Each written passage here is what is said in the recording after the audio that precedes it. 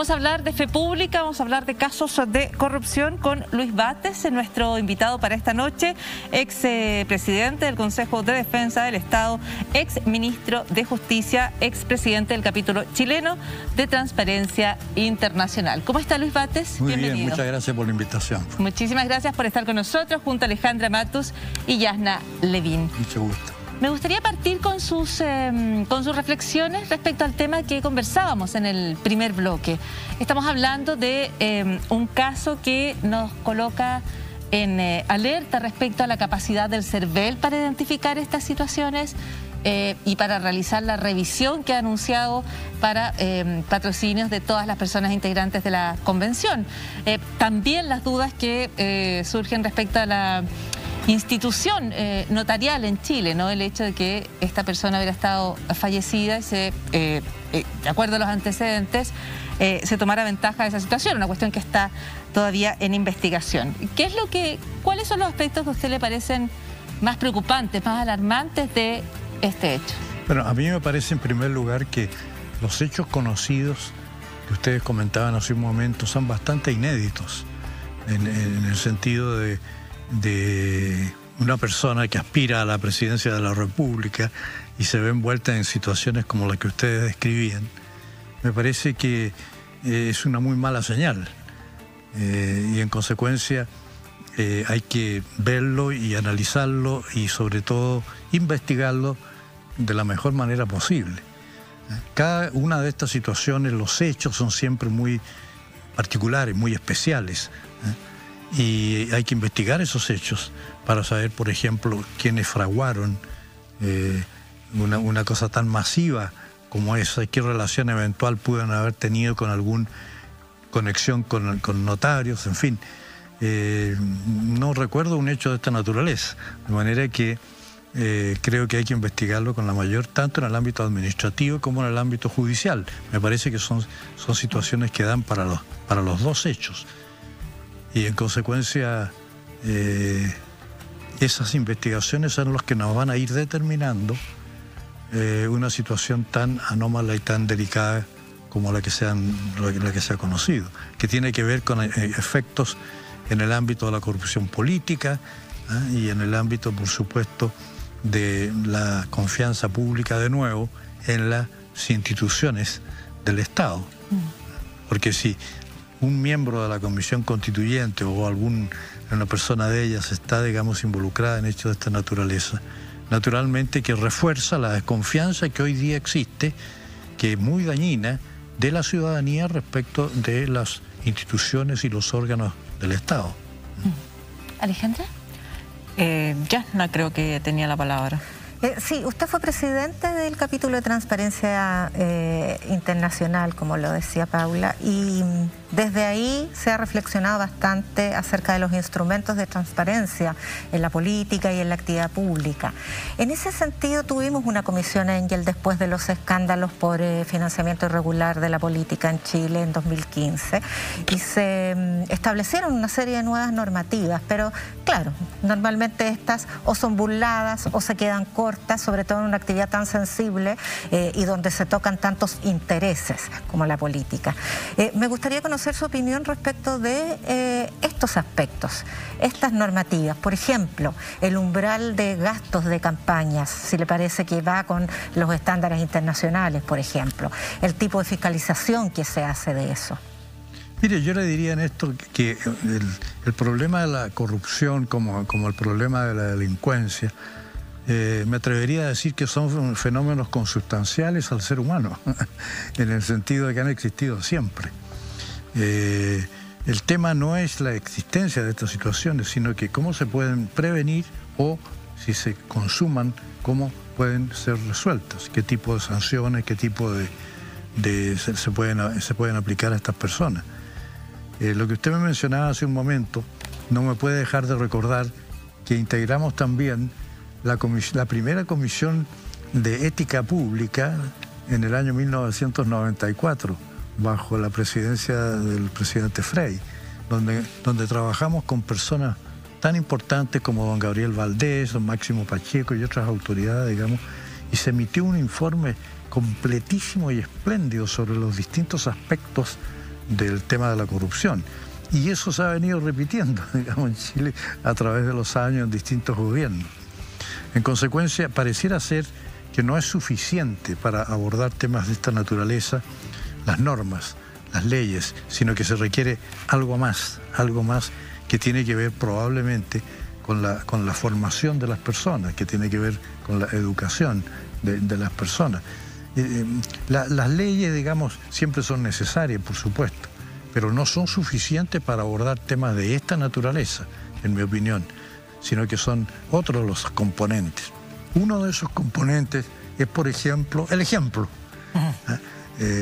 Recuerdo a un pensador de la humanidad que decía que el ejemplo es lo que verdaderamente influye en la vida de las personas. Mucho más que los hechos, mucho más que las palabras, mucho más que los discursos, la retórica, el ejemplo. Y bueno, el ejemplo que se le está dando a la ciudadanía con el caso que ustedes comentan y con varios otros, a mi juicio son extremadamente dañinos, de nuevo, para el tema de la percepción de la gente en las instituciones del Estado. Claro, pero la transparencia, poner foco en estos gastos también ayuda mucho. Es decir, que cuando el mal ejemplo se produce, sea sancionado efectivamente. Sin duda alguna. Por eso yo le pregunto por las normas, porque han tenido que actualizarse. El 94, la experiencia que nos recuerda. Luego, en el escándalo de Mob Gate, durante el gobierno de Lagos, usted era ministro, de hecho, también se produjo un escándalo anterior y también se produjo un acuerdo entre el entonces presidente de la UDI, Pablo Longueira, y el ministro Insulza, para generar algunas primeras normativas muy incipientes respecto de gastos reservados y otras cuestiones vinculadas con el financiamiento de la política desde el Estado, los sobresueldos, etcétera. Y luego la Comisión Engel es lo último que hemos tenido. Entonces, por eso le pregunto, sí, respecto de eso todavía, ¿cuán al debe estamos en la normativa? Bueno, yo te insistiré un poco de que las normas son necesarias, pero son absolutamente insuficientes. Y la prueba es que los actos de esta naturaleza se vienen repitiendo en distintas épocas, en distintos gobiernos y en distintas etapas. Entonces, por eso pienso que hay que... las normas sí, por supuesto, pero nosotros tenemos una cultura que don Francisco Antonio Encina, en su Historia de Chile, la recalcaba mucho, que es la cultura del legalismo. Es decir, pensamos nosotros que todas las cosas se arreglan con leyes, leyes y más leyes, reformas a las leyes, reformas a las reformas. Vargas Llosa, por ejemplo, hizo una vez una apreciación en este sentido, de que los países de América Latina tienen esta especie de característica del exceso de normas, del legalismo. Y si usted le agrega al legalismo la cultura de la judicialización, de que todo tiene que ir a los tribunales de justicia, provoca finalmente distorsiones y no medidas eficientes para abordar estos que, les vuelvo a repetir, tienen más que ver con las leyes. Las leyes sin duda que son necesarias, pero no son suficientes. Y la prueba es que todas estas comisiones que hemos formado a través del tiempo, que de distintas presidencias, que ciertamente son necesarias, los hechos se siguen ocurriendo. Recuerdo... ¿sí? Mire, usted fue presidente del Consejo de Defensa del Estado cuando el presidente Eduardo Frei decidió no perseverar en una causa de corrupción que venía desde antes el caso de los llamados pinocheques. Estaba involucrado el hijo del general Pinochet. Y se le pidió por razones de Estado no perseverar. El Consejo de Defensa del Estado, por lo que recuerdo, aceptó la petición, pero pidió que se hiciera pública esta petición que se le había hecho y se adoptó. Pero parece ser que también otra constante de todo este periodo es que las instituciones se resguardan en torno de estas razones de Estado. Hemos escuchado hace poco al fiscal nacional Abbott decir algo similar. Hay que cuidar al Senado. Hay que, digamos, por lo tanto, tener cuidado hasta dónde llegamos con con las sanciones y a quién sancionamos. El Consejo de Defensa del Estado en su tiempo era lo que hoy día vendría siendo el Ministerio Público, porque no había Ministerio Público, era como el brazo que defendía a los intereses del Estado públicos. Y ahora, de nuevo, está el Consejo de Defensa del Estado asumiendo cierto protagonismo, porque aparentemente da la impresión de que la Fiscalía Nacional se está quedando corta.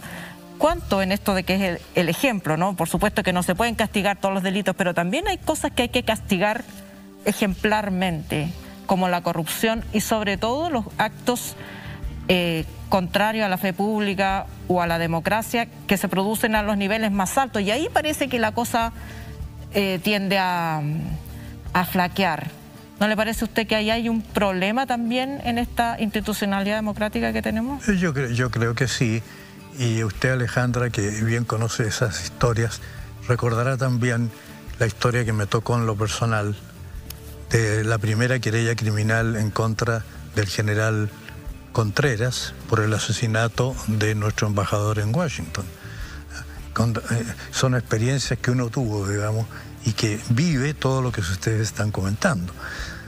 Y sin embargo, de esa experiencia uno aprendió, y se lo digo mucho a los abogados jóvenes y a los estudiantes y a la gente joven, que hagan lo que corresponde en conciencia. En esa ocasión, por ejemplo, en que era la primera causa que se dirigía contra el general Contreras, nada menos, gobernando Pinochet en ese momento, era extremadamente complejo actuar y deducir las acciones, incluso ir a alegar, me tocó como presidente del Consejo, ¿no es cierto?, ir a alegar a la Corte Suprema la causa contra Manuel Contreras, con todas las presiones que eso significa de todo orden, ¿no es cierto? Y yo creo que la lección que uno aprende es que uno tiene que actuar en conciencia. Lo que le dice la conciencia, y se lo digo a la gente joven, más que intereses que se mueven en el momento, especialmente de carácter político, hagan, le digo yo, lo que corresponde, y ustedes piensan en conciencia lo que corresponde hacer. Lo hicimos así, y el resultado fue la primera condena en contra del general Contreras por el asesinato de Letelier en Washington. En el caso que usted menciona también hubo ahí mucha conversación y muchas cosas, y efectivamente se llevó a la situación que usted describe. Hay de todo en estos temas. Y yo creo que, se lo digo y repito, excúsenme la repetición, como decía Gandhi en el libro que usted conoce, que acabo de publicar sobre la vida de Gandhi como abogado, Gandhi decía que el tribunal de la conciencia era más importante